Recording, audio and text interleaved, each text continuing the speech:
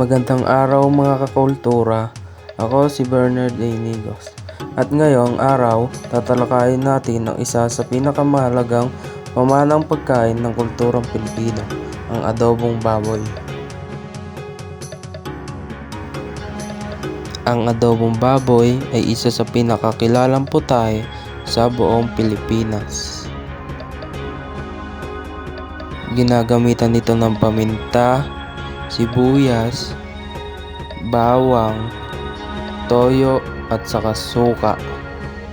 Sa simpleng sangkap, nagiging malinamnam at matibay ang timpla. Ang salitang adobo ay mula sa adobar, salitang Espanyol na to marinate. Pero bago pa dumating ang mga Kastila, gumagamit na ang mga sinaunang Pilipino ng suka para i-preserba ang pagkain. Ibig sabihin, ang adobo ay tunay na gawang Pinoy, na-adapt lamang ang pangalan.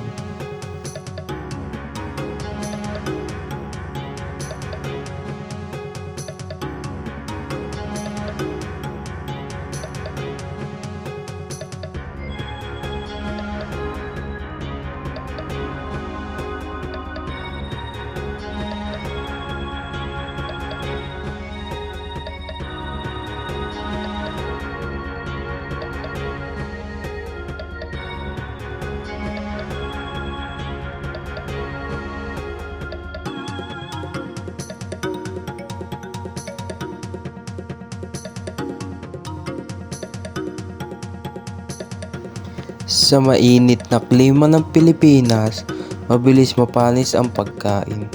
Kaya ang paggamit ng suka ay isang napaka-praktikal at talinong paraan ng ating mga ninuno. Dahil dito, ang adobong baboy ay hindi lang basta pagkain. Ito ay patunay ng katalinuhan, pagiging maparaan at pag-angkop ng mga Pilipino sa kanilang kapaligiran.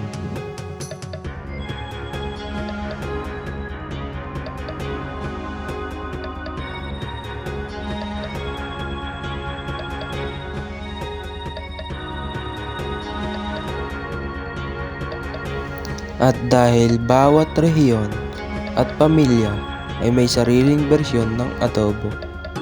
May sabaw, may tuyo, may maalat, may maasim at may gata o may sili na nagiging simbolo ito ng pagkakaiba-iba pero pagkakaisa ng kulturang Pilipino.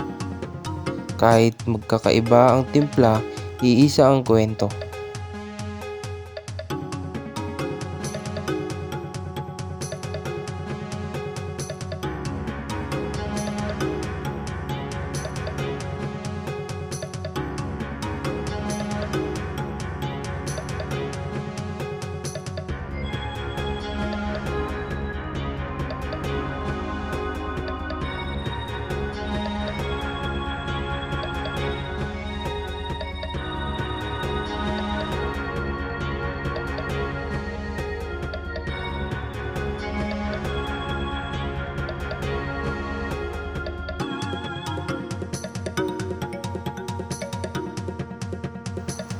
Pagmamahal sa pagkain at pagpapasa ng tradisyon sa henerasyon.